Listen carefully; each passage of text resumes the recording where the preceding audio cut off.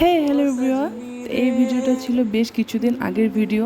তো হুট করে আমি সেদিন গ্যালারি দেখতে দেখতে আমি এই ভিডিওগুলো আমার চোখে পড়লো, তা ভাবলাম তোমাদের সাথে আমি শেয়ার করি। দাঁড়াও বলবো সেদিন কী ছিল, আমরা কোথায় যাচ্ছিলাম।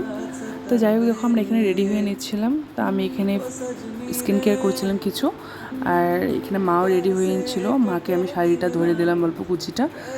তারপরে এখানে যে এক চুটকিতে ড্রেসটা পরলাম না, সেটা এত ইজি না ভাই, বেশ কষ্ট আছে এটার পিছনে। যাই হোক, এখানে আমরা সিম্পলভাবে রেডি হয়ে নিলাম। আর সেদিন সত্যি কথা বলতে আমরা সব বোনরাই বাড়িতে ছিলাম, দুজন বাদে।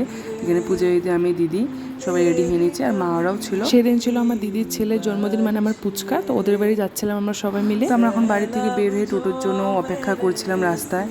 আর সত্যি কথা, সেদিন যাওয়ার কথা ছিল আমাদের সন্ধ্যা 7:30 7টার দিকে, আর আমরা যাচ্ছিলাম রাত্রি 9টার পরে। ভাই, এত লেট করে কেউ যায়? আমরা যাই হোক। তো এখানে আমরা একটা টোটোতে আমি, দিদি, পূজা দিদি, পিউ সবাই বসছিলাম, আর একটা হচ্ছে মা, জেঠি, বম্মারা ছিল। আমাদের বাড়ি থেকে বেশি একটা দূর নয়, 7-8 মিনিটের ডিস্টেন্স হবে টোটো করে গেলে। তো ফাইনালি আমি চলে আসছি ওদের বাড়িতে। আর ওদিনকার পুচকার বার্থডেটা বেশি বড় করে সেলিব্রেট করেনি, পুচকার শরীরটা ভালো ছিল না। আর ফ্যামিলি প্রোগ্রাম করেছে শুধু আমাদের বাড়ি আর ওদের বাড়ি মিলে। এই যে আমার দিদি, যার ছেলে এনে আমাদের একমাত্র ভাগনা সায়ন বাবু। আর আমরা সব মিমিগুলো ওকে নাম রেখেছি আদর করে সায়ন।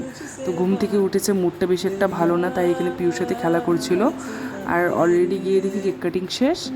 আর আমার বম্মাকে বলছিলাম তোমাদেরকে একটু হাই করে দিতে। এই দেখো বম্মা তোমাদেরকে সবাইকে হাই বলে দিল। তো আমরা গিয়ে কেক খেয়ে নিয়ে এখানে সবাই মিলে বসে আড্ডা দিচ্ছিলাম। আর এখানে বম্মা কেক নিয়ে এসেছে, মাকে দিল।